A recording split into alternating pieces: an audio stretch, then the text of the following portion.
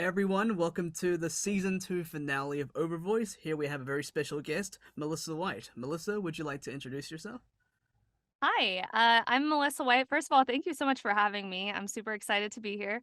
I am a voice actor based in Las Vegas. I do all kinds of voiceover stuff from commercials to audiobooks to video games to animation. The list goes on. I'm a little bit of all over the place here. But yeah, I do this full time and it's really fun and I'm glad I get to do it. So that's just a little snippet about me.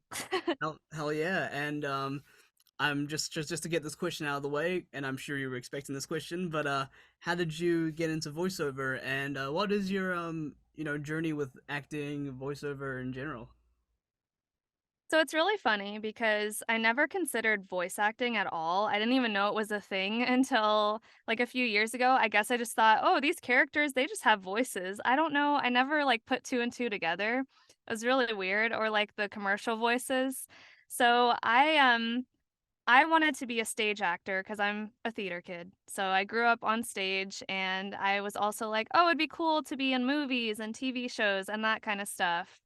But, it's kinda depressing in a way because you always get told, "Oh, you don't have the look for this," and it feels so much more personal. So I'm just like, "Ugh, okay, I don't know about this." And, I kinda took a detour because my parents told me that acting isn't really financially stable, and they're right. Yeah, not So wrong. I was like, "Okay, well, I'll try something else because I have a lot of things I really love. So I went into psychology and I was a counselor for a bit. And then I worked at an organization that helps animals for 5 years. So really just, I was like, I'm going to help others because I just love that. And I get so much fulfillment from that. But anyway, fast forward to when I moved to Las Vegas. This is a really long winded version of this.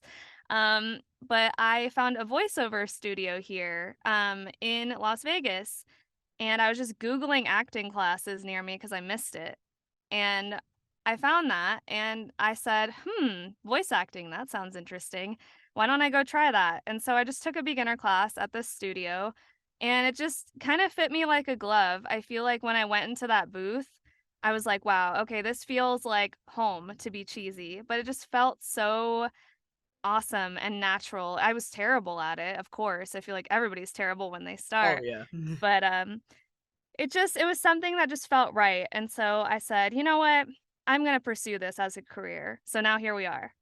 Hell yeah. And you mentioned you were full time before at the start, right? So I yeah, did. what's like the journey from starting out to part time and then full time? Because full time voiceover is that's the dream, honestly. So yeah, what was your journey from going from beginner to full time? Well, to be transparent, I am not like I'm making lots of money full time. It's more like I have a supportive partner who makes money. So, it's like I say I'm full time, but it's not like sustainable full time. It's just like I do this and this is my only source of income right now. So, yeah, it has been a journey where like I started making more money as I went on. And mostly it's been because like I've been training, I've been putting in the auditions, doing the marketing, and just like being consistent and I will say though, I've made the most money from audiobooks for sure. Mm, Audiobooks, commercials, that kind of stuff. yeah.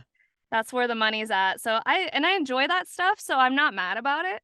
Um, but it's like, oh, I love video games so much. So it's just like it seems like it's a little harder to break into that. I'm still working on like getting into like the big AAA games, Oh yeah. but As we I all love I love my indie games though. I'm like, Yeah.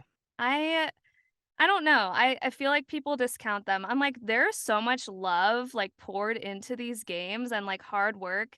So I have a lot of respect for indie devs and I love working with them. So Yeah. I'm not in any rush to get to AAA. But yeah, I'm full time.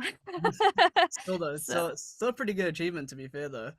And yeah, speaking of video games and cartoons and some like and just stuff along that sort of realm, what were your like favorite like cartoons, video games, or like any anime or something like that growing up that kind of inspired you to take up voice acting in the future?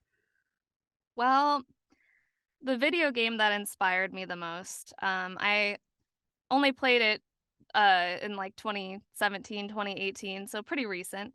Yeah. But Persona 5, Yeah. Yeah. man, Um, the performances in that game, crazy. So good. And it's just like it makes you feel like these characters are your friends. Like mhm. the way that the actors like really got into character and like gave it their all. So I was like, "Oh, I want to like be there for somebody and like make them feel like they're less alone and, Oh, if they're going through a hard time, just be there." So I just wanted to do that for somebody else. Like after I played that game, like I was like, "Wow, like these people are really good," and like me being the person who loves helping others that I am, that's what I was like, "Oh, well, this would be really fun, of course," but also, like, if I could give somebody some kind of, like, hope or, like, I don't know, just, like, me being cheesy over here, but I think I've heard that from a lot of other voice actors too, like, they just wanna, like, be there for people, like, through their yeah. performances. So Yeah. Persona 5 was, like, the main one. With Persona 5. Honestly, it's a very good game. Like, I'm surprised more people haven't been inspired to do voice acting from Persona 5.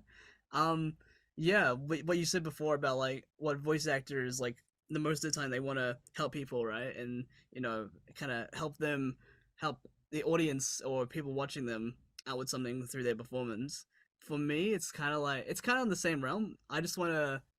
I hope that my performance makes someone in the audience who's watching as happy as I was as a kid when I watched cartoons because I didn't have a lot of friends growing up. So watching cartoons, like coming back from school and stuff, that was always like an escape, and I was bonding over fictional characters, than I was with real people at the time. But yeah, I just hope to make someone as happy as I was, with my performance. If I can get at least one person happy with that, that's all I need, really, honestly. But That's beautiful. oh, thank you. I love that. And and speaking of Persona 5, what's your favorite Persona? My favorite persona. I hope I don't pronounce this wrong. No, I'm not. This is right. Shikiauji. Yes, Um, that's a good one. this guy, he got me through the rough times. He was there for me when I needed him. I'm just like, I just love like tanky characters in general where I'm just like, yeah, like you're not gonna take any damage. I don't know.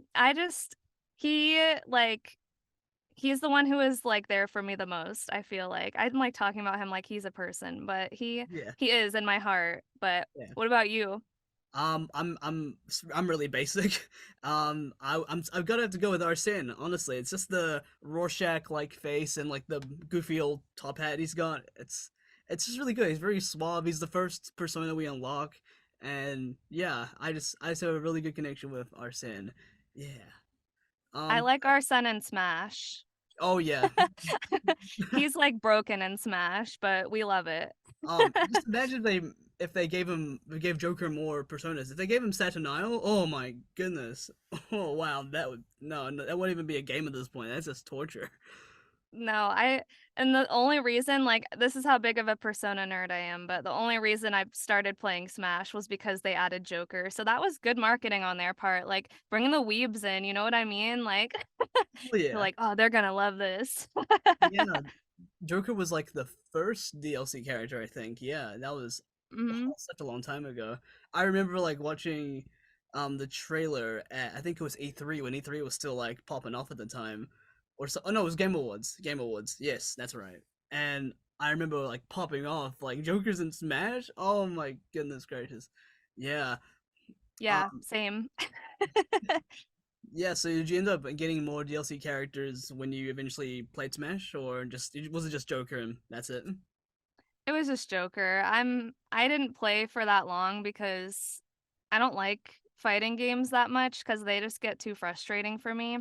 So me, I was just like, I don't wanna have to learn all these combinations, and then I don't know. I'm very much a button masher. I am Oh yeah. not ashamed of it, but yeah, my partner is, like, big into fighting games, and he, like, learns all those, like, cool combinations and things, and I'm just like, "No, I'm gonna stick to my RPGs and my visual novels and just, like, play Yeah. by myself." What kind of RPGs do you play? Well, Persona. Yeah. Fire Emblem. I love Fire Emblem. I guess those are like the biggest RPGs, and then I'm like, I don't know. I feel like I play mostly visual novels, like out of everything. I'm not a reader, so it's funny that I play so many visual novels because it's just basically just reading. Yeah. But I don't know, it makes it different when there's voice acting and there's like pictures. I don't know. I feel like a child saying that like I need a picture book to go along with my words. But it's just I don't know, I'm very story oriented, so and Yeah. they're all story focused because they're all stories.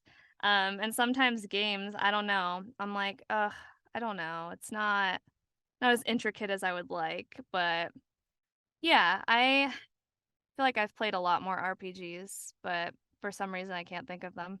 But yeah, I just my entire personality is Persona, so Yeah. It's not a bad personality trait at all, I would say. But yeah, I was gonna say, when it comes to approaching like commercials, audiobooks, and characters, what's like, do you have like a routine or what helps you get into like the characters' minds when you know going behind the mic?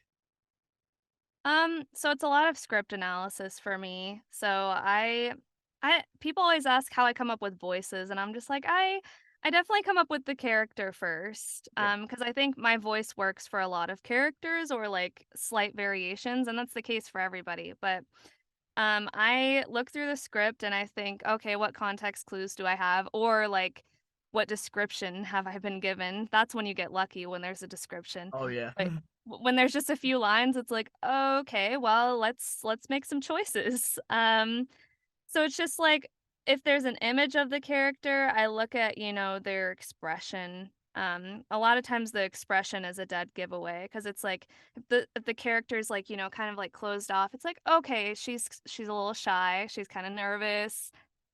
So you can display that in your voice or like, it's the stance too. If there's somebody with like their hands on their hips, it's like, all right, you're like super power mode.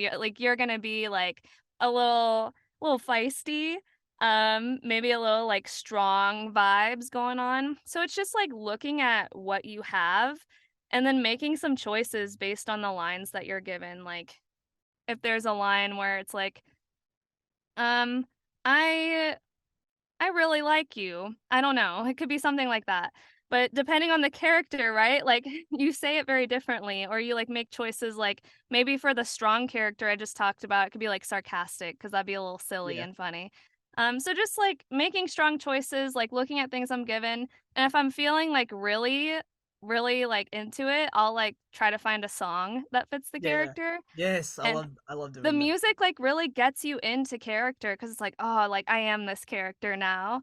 So, I just did that the other day for, an audio drama I'm in, Yeah. and I was like, "Oh, this is my character, like, this is her. I'm gonna play this, and then I'm gonna, like, go into the reads because like, you get into the vibe and the mindset. So, yeah, I really love finding music when I have time. Sometimes it takes a little too long, so I'm like, "Oh, I have too Oh many yeah. auditions," but That's fair. yeah. Yeah, music. I love implementing music to my character stuff. What I do sometimes, no, I do this. No, I do this all the time. Actually, what am I talking about? So when it comes to like auditions, based on like the description of the character, if I'm lucky to get one, as you said, I'd find like a song in my playlist or search one up that I like remembered from like years ago. Listen to that for like maybe for like a couple minutes and then sort of take that energy and bring it to like the audition. And if I book the character, then I make a playlist for that character. And if it's like Nice. for example, if it's like a character that's in an ongoing series, obviously the character's not going to stay the same the entire time. So based on like the script Mhm. of like the newest episode, I add like one or two songs that kind of fit the description of that episode and into the character playlist. And over time, I just want to see how much it grows and grows. And yeah, I think it's really underrated, but it's really fun and it's really useful. So I'm really glad you brought up music because music is key, personally. Yeah. So I would definitely recommend listening to music to get you in the zone of voice acting. I would totally say. Yeah, and, like, for commercials, it's the same thing too, like, it's harder to find a song to fit a commercial, but it's more like, what kind of mood are they going for here? And I can kind of like envision some type of music in my head where I'm like, okay, they're going for like this intensity vibe. So I definitely utilize music as much as I can because I don't know, I have a musical mind. It helps. And Yeah, I think even if you don't, it's helpful. yeah. You mentioned before that you are living in Las Vegas, right? I am. Las Vegas. I've heard so many things about Las Vegas, like the whole it's like a party scene, casinos, all that stuff. But yeah, I don't know if you've grown up in Las Vegas or just moved there, but I'm guessing based on your accent that you were brought up and raised in America, I'm guessing. Somewhere in America. Yeah. Yeah. Yeah, not in Las Vegas, but I'm actually from the East Coast. So I moved across the country, but yeah, I also heard a lot of things about Las Vegas before I moved here. Some good, not some not so good. But it's an interesting place for sure. It's very tourist driven. There's so many Yeah. tourists. So the locals stay away from like the Las Vegas Strip area. Oh yeah. Um, and like I was there last night because I went to a concert and I was like, "Oh, this is definitely like a once every 6 months, if that type of thing," because it gets wild, like, the traffic, there's drunk people everywhere, Yeah. um, I don't drink, so I'm just like, I don't know. I'm okay if you guys wanna do that, but don't do it while you drive, like, please just make sure Yeah. I don't die right now, but yeah, Like it's no. cool.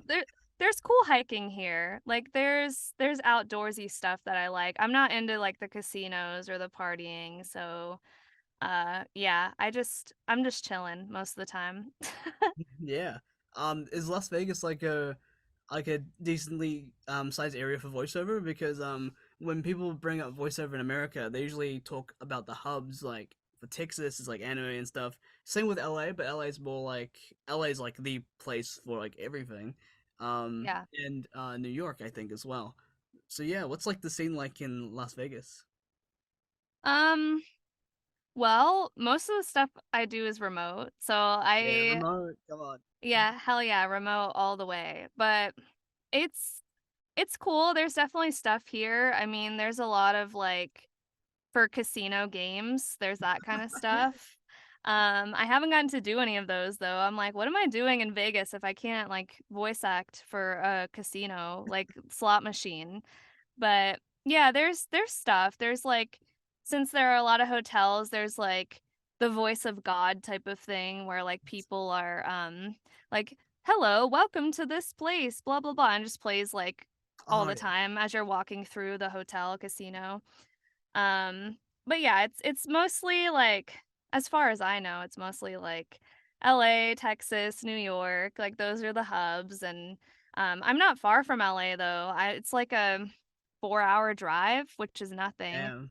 So, and I still haven't been there because it's expensive and your girl doesn't have much money. So, I'm just trying to be responsible and wait until my time to go. But I always tell people, "Oh, I'm available to travel to the studio if you want me to." Yeah. Um, but interestingly, somebody like an audiobook company in St. George, Utah, which is like 2 hours from Vegas, they reached out to me and they were asking me if I would come into studio sometime, and I was like, "Yeah." So I'm glad that I can go in studio if I want to or if I, like, got invited to, because it's pretty easy for me to get there, but so far I haven't gotten invited, so Oh yeah. someday.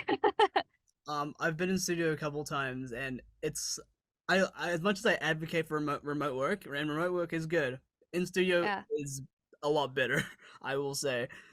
yeah. But yeah, what was I gonna say? Oh yes, I was gonna say that you mentioned that to get from Las Vegas to LA, it's 4 hours, and you said it was a nothing drive. But it's so interesting to me because a 4 hour drive in New Zealand is like you can probably get to like the bottom of the island in 4 hours, and it's Yeah, like it's the whole thing. yeah, it's so interesting to me because and it always boggles my mind how big like America actually is with like the states. Like I think one of your states is like what, like 5 times bigger than my country. So it's like it's crazy the scale and size. It's But probably Texas. Texas is oh yeah, massive. oh yeah, and probably like the California area, I'm guessing as well. Texas is Mhm. massive though. But yeah, with audiobooks and stuff, personally, I haven't gone into audiobooks yet. That's mainly because I don't really know the process well enough because I'm really finicky with my lines sometimes, especially if it's for audiobooks because I imagine for audiobooks it's it's a long process, right? And you have to like make sure the read sounds good, and if it doesn't sound good, you have to do it again, and there's like 1,000 pages to go.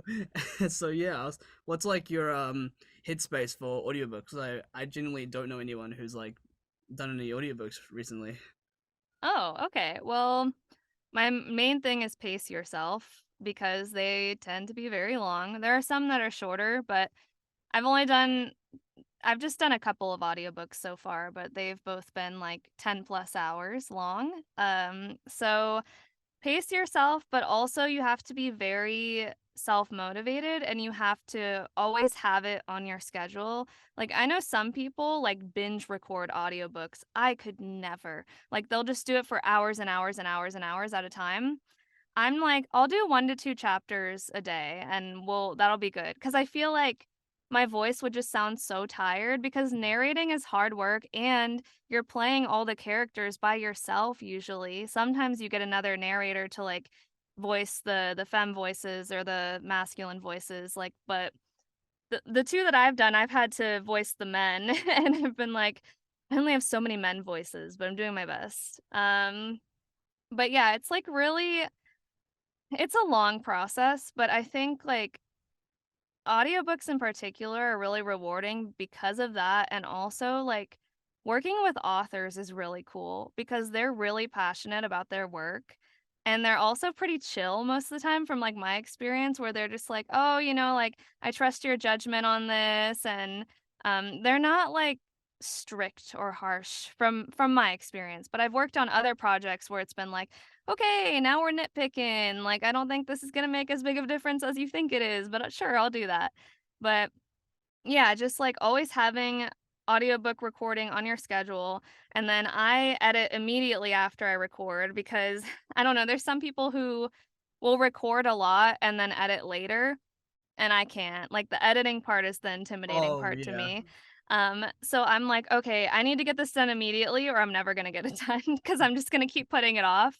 So that's what I do. I go in and record a couple chapters, and then I get out of my booth and edit them, and then we're done for the day. But, yeah, yeah, I don't know, each chapter tends to take, like, 20 minutes of recording, depending how long they are, yeah. but 20 minutes of recording, and then like an hour of editing or less. I don't know. I'm Yeah. not a very fast editor, so Mhm. some people are probably way faster than me, but I'm still pretty new, so I'm cutting myself some slack. Oh yeah. But yeah, I'm really glad you do chapters and not overwork yourself. That's really good. Because you mentioned people who binge record audiobooks.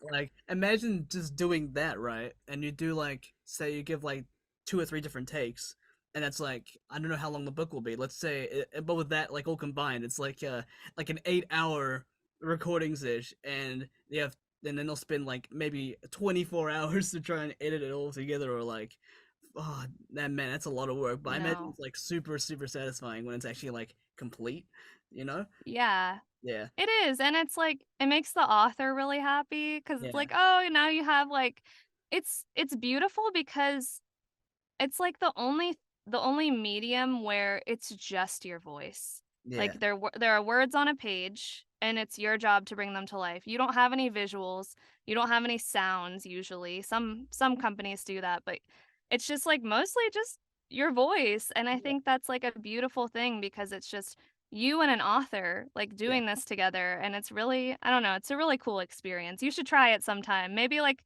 Definitely start with a will. short start with like a shorter book if you can because I Yeah, feel like that's like a way to ease your way in. So yeah, just do something like less than 5 hours if you can find it, but yeah. yeah, Sounds lovely. it's you should definitely try it. It's like a Oh really yeah, cool experience. Something you should at least try once. yeah. I do definitely want to try it at least once at some point in time. But with audiobooks, do you necessarily play a character, or you said it was just your voice, so it's just how you speak normally, nothing to add, just how you speak and just how you act along with the words, pretty much. Yeah, so everybody does it a little differently. Everybody's got their own style, but typically, like at least the two that I've done in my very limited experience, um, I was chosen as the voice of the main characters. So there were two girls. But of course, like these girls have interactions with other people throughout the book. So I would do different voices for those people. Because my natural voice is the main character, but the other characters they get their own voice or like just like some people will do slight variations of their voice or like just change the attitude in their voice so you can like tell who's talking because that's the most important thing. You just want to be able to differentiate between characters. But I like completely changing their voices because I Yeah. think it's fun. It's more fun that way. I'm like, I'm doing my own like audio drama out here, like Yeah, by myself. exactly. Yeah, because you have to like. I guess it's also like really fun just to have your normal voice and then a totally distinct voice. So you're kind of like talking to yourself a little bit. It must be really interesting to record. It is, especially when there's, like, kids, that's, like, my favorite thing, like, Yeah. voicing, like, little kids out of nowhere. I'm like, "Yes." Like, one of the books I did, like, the main love interest, he had, like, a young boy son, um, and I was like, "Yes," because it's so fun for me. I'm like, "Yay." I love voicing little boys, they're just a blast. Because obviously I sound nothing like them. I mean, maybe some people think I do, but But yeah, in regards to like voice over projects and stuff, you said you're fairly new, but like in the future, are there any like projects like video games, cartoons that you'd really like, or like franchises that you'd like to lend your voice services to at some point in time? Are there like any dream like franchises you'd love to like work with? So definitely persona. Again, Yeah, like my entire personality. I really am a big fan of Demon Slayer too. So yeah. if that's still a thing by the time I get to that point, that would be really cool. I'm just always worried these things will end before I can like have a Oh yeah, chance to I feel that. audition. Because anime in particular has been hard lately because it's like, Hmm. oh, okay, you have to be in studio. Well, Yeah. I guess it's not me, but yeah, Demon Slayer is a really great one that I'd love to be in. What else is even ongoing right now? Like really trying to think of things that haven't ended. I feel like all the stuff I've watched or played is just not a thing anymore. But Oh Persona is like my main dream. That's like I got into it because of Persona a little bit, and I want to like set that as my goal yeah. because Full circle. Yeah. yeah, exactly. Like, even if I could do additional voices for Persona, I would Yeah. be extremely happy. Yeah, I totally get the whole things that are ending soon. I want to have a chance to audition for with One Piece because I really want to audition for One Piece, but I know it's ending right now after like Mm. 20, 30 years. So like, but honestly, I'll do anything. I'll do additional voices. I'll do some Walla, anything. I'll say like I'll do a cough for One Piece. Honestly, I just want to really work with them. I think it'll be really cool. Um, but yeah, but yeah, it's my final question to you, Melissa. Um, are there any pieces of advice that you'd give to voice actors out there, or to anyone watching this who might consider voice acting in their future? Take a lot of classes. That's like always my main thing. Learn how to be a good actor because that's the root of this. It's voice acting. Like I think a lot of people get caught up in the impression side of things, which those are cool, but it's not gonna make you a successful voice actor. So work on your honing your craft. Believe in yourself because that is the most powerful weapon that you have in your arsenal. Like even if like, it doesn't matter how good you are. If you believe in yourself, nothing will stop you. Even if, like, you get criticism, you'll be able to take it no problem because you're like, "Ah, I know I can do this. Like, what are they talking about?" So always believe in yourself, never give up. These sound, like, so cheesy, like, little, like, inspirational quotes you put I on your know we wall, keep it but cheesy here. We keep it cheesy. it's so true, though. Like, Yeah. just always, like, just keep going, follow your dreams because life is too short and you should do what you love because you deserve to be happy, and I just want people to know that they can do this too because I'm in my closet right now and I work on stuff frequently. So, you don't have to live in LA. So, yeah, I mean, you can live in New Zealand. So Yeah, you can even live in New Zealand. Yeah. so so yeah, I guess that would be my advice for people and just keep going. And if anybody has any questions or anything and like wants to reach out to me directly too, like I answer DMs and stuff all the time because I know this is a very overwhelming industry to get into. So I always love to share what I know. Hell yeah! And with that amazing, positive, and just wholesome last response to my question, that leads our interview to a close. Melissa, thank you so much for joining me on this. You actually just brought it up just now, but I was actually gonna say, are there any socials or anything you want me to like, you want to say that I can probably put in the description of this video when it comes out? Yeah, so on Twitter and Instagram and LinkedIn, I'm at It's Melissa White. And on TikTok, I'm Melissa X White. So follow me, DM me, block me, whatever. I mean, based on how you feel about this interview. But yeah, I would love to keep in touch with anybody who's like watching this. And yeah, I hope to like hear from people. And thank you for having me on here. I always love doing these interviews. They're so fun. No, So thank it's you. really amazing finally getting to talk to you because I see you on my feed like so damn often. So yeah, it was really nice to speak to you. And yeah, you're that's season two. That's we're wrapped up. The finale. For the finale, let's go. Woo Season woo. three will be recorded really shortly. And just want to say thank you guys for supporting me so far. I hope you're ready for more interviews. Thank you so much for watching. I hope you have a really good day, and I'll catch you guys later. Bye bye. Bye.